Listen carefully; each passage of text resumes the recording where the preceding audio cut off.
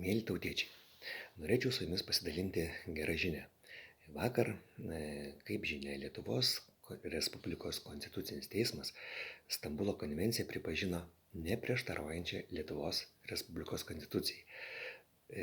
O po to Lietuvos Seimas net su dabartiniu mentaliniu apgailėtinumu net neįtraukė Stambulo konvencijos į nagrinėjimų klausimų sąrašą.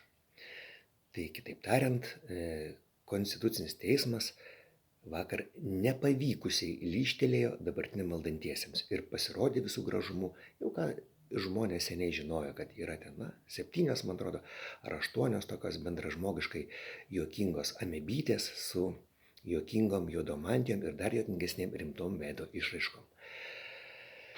Tačiau Lietuvos Konstitucinis teismas tai yra tiesiog konservatyvizmo bastionas. Dabar dar geresnė naujiena.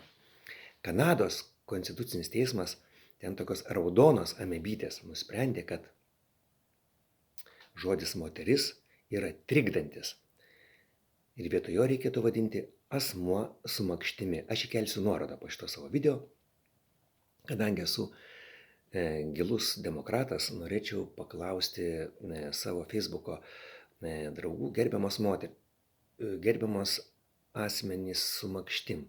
Kaip reikėtų jūs vadinti, vienu žodžiu, vis tiek turi būti vienas žodis, ar makšturutės, ar makštūrės, ar makšturės, ar dar kažkaip kitaip, vyrai varpturėliai, varpnešėliai, o nuo 50 metų ir varpkratėliai, ar dar kažkaip kitaip. Šitas mano video spontaniškas, jeigu šautų į galvą gera mintis, prašau, pasakykite, koks terminas jums būtų pats primtiniausias ir sveikinu visą neišprotėjusią Lietuvą su to Stambulo durnystės atmetimu.